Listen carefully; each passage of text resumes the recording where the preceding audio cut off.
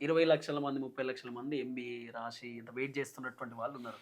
కానీ ఉద్యోగాలు మాత్రం కేవలం ఒక 1,00,000 పోస్ట్ ఏదో ఖాళీగా ఉన్నట్టున్నాయి.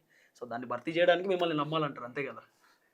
పోస్టులు ఖాళీ కాదండి. హ్మ్. అసలిక్కడ ఒక ఒక డాక్టర్‌కి ఎంత కొరతుందంటే ఇక్కడ డాక్టర్ కొరత ఇండియాలో హ్మ్. 100 మందికి ఒక పేషెంట్ ఒక డాక్టర్ ఉన్నాడు. అవును. సో, అలాంటప్పుడు మనకి చాలా కొరతుంది. హ్మ్. డాక్టర్ సరిపోక హ్మ్. పెద్ద పెద్ద హాస్పిటల్స్‌లో గానీ, చిన్న చిన్న హాస్పిటల్స్‌లో గానీ హ్మ్.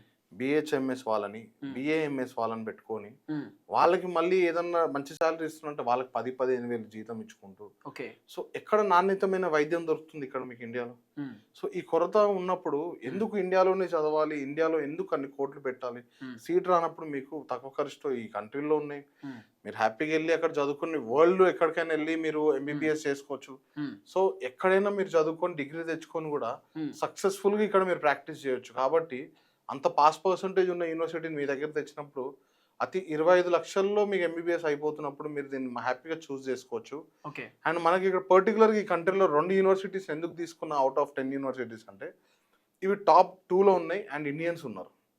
నేనిక్కడ ఆల్రెడీ మన 1500 మంది యుక్రెయిన్ విద్యార్థులు ఇక్కడ మనకు ట్రాన్స్‌ఫర్ అవ్వడం జరిగింది.